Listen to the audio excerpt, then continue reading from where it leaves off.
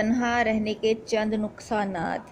جب لڑکی یکا و تنہا ہو اور افسردہ ہو، اس کو کوئی فکر و تردد اور پریشانی ہو یا کسی بات پر دل بھر آیا ہو تو ایسا کوئی نہیں ہوتا کہ جس کے شانوں پر سر رکھ اپنے آنسو بہا سکے، اپنے دل کا بوجھ ہلکا کر سکے۔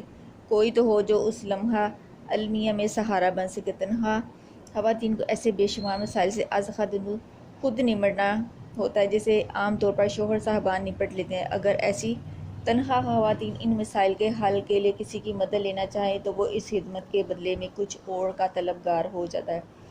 تنہا خواتین کو ان سے کسی بھی واسطے سے سابقہ پڑھنے والے مرد حضرات خوف زدہ کرتے رہتے ہیں، بلکہ انہیں ترن والا سمجھتے ہوئے ڈراتے رہتے ہیں۔ ملازمت پیشہ خواتین کو ان کے باس بھی خوف زدہ کرتے رہتے ہیں، انہیں ملازمت کے برقرار رہنے اور اس کے تسلسل، اگلے عہدوں پر ترقی دینے کے اور جائز مرات دلانے کا لالچ دے کر ناجائز تعلقات یا کم از کم دل بستگی کے لیے مجبور کرتے ہیں اور انکار کی صورت میں انہیں ملازمت سے علیحدگی کی دھمکیاں دیتے ہیں۔ انہیں وہ عزت، احترام، شناخت، پہچان اور مقام و مرتبہ نہیں ملتا جو شادی شدہ خواتین کو ملتا ہے۔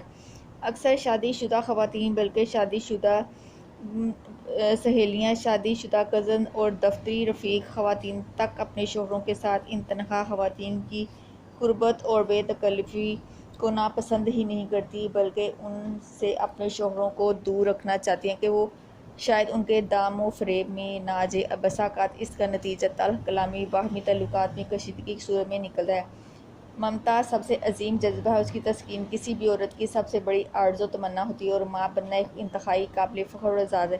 اس کی بدولت انہیں بے تحاشا خوشی اور مسرت حاصل ہوتی ہے۔ ماں بننے کے بعد اگرچہ ذمہ داریاں بڑھ جاتی ہیں، مگر یہ وہ ذمہ داریاں جن سے ہر ماں بے لوث عہدہ برا ہوتی ہے، ان کی ادائیگی میں خوشی اور مسرت سے سرشار ہو جاتی ہے۔ کنواری اور غیر شادی شدہ خواتین اس نعمت سے محروم رہتی ہیں۔ اگرچہ چند خواتین خود کو یہ تسلی دے لیتی ہیں کہ اگر انہیں زیادہ ہی خواہش ہوئی تو وہ کوئی بچہ گود لے لیں، لیکن اصل ہوتا ہے اور اپنا پھر اپنا ہے۔ گود لیا ہوا بچہ کسی صورت خود جنم دینے ہوئے بچے کا نعم البدل نہیں ہو سکتا۔ کچھ وجوہات کی بنا پر شادی کے لیے 30 سال کی عمر سے تجاوز مت کیجیے۔ حسن، خوبصورتی، صحت، جوش و جذبہ، چاہے جانے کی خواہش اور رومانیت کا بہترین دور 15 تا 30 سال کی عمر کا ہے۔ واہ سویٹ سکسٹینز! اس لیے سابقہ پرانے دور میں لڑکیوں کی شادیاں بلوغت کے فوراً بعد عمر کا دوسرا اشرہ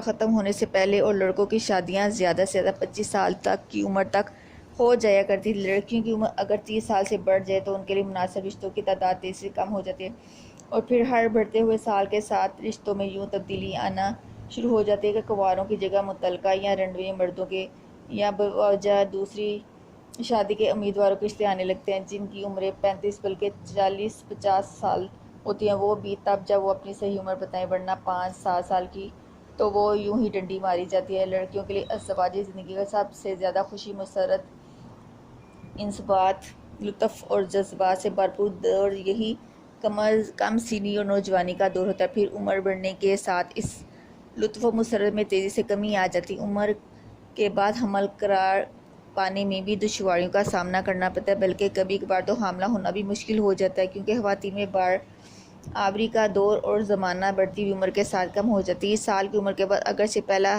حمل قرار پائے تو پورے حمل اور ولادت و وضع حمل کے دوران بہت زیادہ مسائل درپیش ہو سکتے ہیں اور بہت سی پیچیدگیاں پیدا ہو سکتی ہیں۔ اسی لیے دوران حمل بار بار معائنے اور زیادہ نگہداشت کی ضرورت پیش آ سکتی ہے۔ اسی طرح بڑی عمر میں شادی کرنے والے جوڑوں کی اولاد میں خلقی نقائص کا امکان بھی زیادہ ہوتا ہے۔ پختہ عمروں میں شادی کا ایک نقصان یہ بھی ہوتا ہے کہ جب دونوں شوہر و بیوی بڑھاپے میں اپنی ملازمتوں سے ریٹائر ہوتے ہیں تو بچے ابھی جوان ہی ہو رہے ہوتے ہیں۔ ایک جانب ان کے اخراجات بڑھ رہے ہوتے ہیں، دوسری جانب ان میں سے کوئی بھی اس قابل نہیں ہوتا کہ وہ گھر اور خاندان کی ذمہ داریاں سنبھال سکے۔ پختہ عمر میں شادی کے 10-12 سال بعد ہی سنیاس کے دور کا آغاز ہو جاتا ہے۔ اس دور کے اپنے پیچیدہ مسائل ہیں۔ کم عمری کی شادی میں شوہر بیوی میں بہت جلد ذہنی ہم آہنگی اور مطابقت پیدا ہو جاتی ہے، جو ایک خوشگوار ازدواجی زندگی کی لازمی شرط ہے، جبکہ پختہ عمر میں شادی میں یہ ہم آہنگی اور مطابقت پیدا کرنا انتہائی دشوار ہو جاتا ہے، کیونکہ دونوں اپنے خیالات، نظریات، رویوں اور مزاجوں میں پختہ ہو چکے ہوتے ہیں۔ اسی لیے دونوں میں